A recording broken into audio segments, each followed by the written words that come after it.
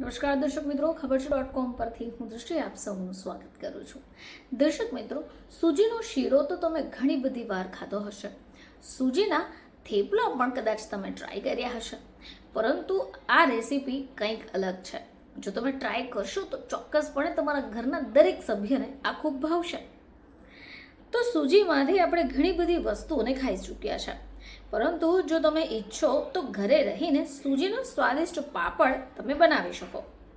હવે આ પાપડ તમે ઘરે સરળતાથી બનાવી શકશો. તમારે એના માટે સામગ્રીની પણ જરૂર પડશે.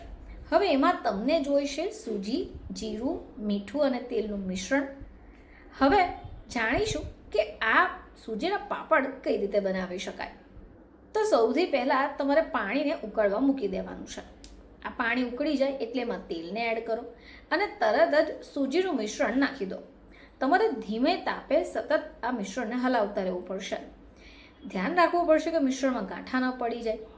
મિશ્રણ ગાઢું થવા લાગે અને વાસણથી બાજુમાંથી છૂટું પડે એટલે સમજી જાઓ કે પાપડનો લોટ તૈયાર થઈ ચૂક્યો છે.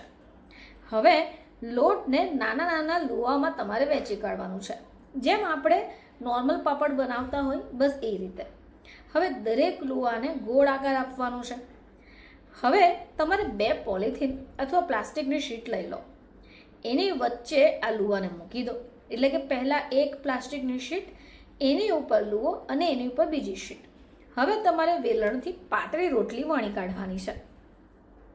હવે આ રોટલીની જેમ વણાઈ જાય એટલે વણેલા પાપડને એક સૂતરના કાપડ ઉપર અથવા પાપડ સૂકવવાના રેક ઉપર મૂકી દો. હવે તમારે એને સૂર્યપ્રકાશમાં સારી રીતે સૂકવવાના છે.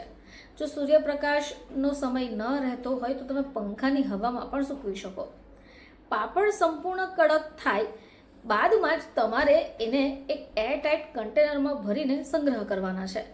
પણ તમારે એ ધ્યાન રાખવું પડશે કે જ્યારે પણ તમે પાપડને સૂકવો છો તો એ કડક થઈ જાય તેની પણ તમારે રાહ જોવી પડશે. દર્શક મિત્રો, આપણે ઘણીવાર મરચાંના પાપડ ખાધા હશે, લસણના પાપડ ખાધા હશે, પરંતુ જો તમે આ રીતે આ સૂજીના પાપડ ખાશો તો તમને ખાવામાં પણ ખૂબ મજા પડશે અને આ પાપડ તમે લાંબા સમય સુધી સંગ્રહ પણ કરી શકો છો. સૂજીના સ્વાદિષ્ટ પાપડ તમને પણ ખૂબ ભાવશે, તમારા ઘરના સભ્યોને પણ ખૂબ ભાવશે. બસ આવી સરળતાની રીતથી તમે આ પાપડ બનાવીને સૂકવીને એક એરટાઇટ કન્ટેનરમાં પેક કરીને મૂકી દો. તમે જ્યારે ઈચ્છો ત્યારે આ પાપડને ઘરે બનાવીને સરળતાથી સ્ટોર કરીને પણ ખાઈ શકો છો. ફરીથી તમારી સમક્ષ હાજર થઈશું. ત્યાં સુધી જોતા રહેજો ખબર છે .com.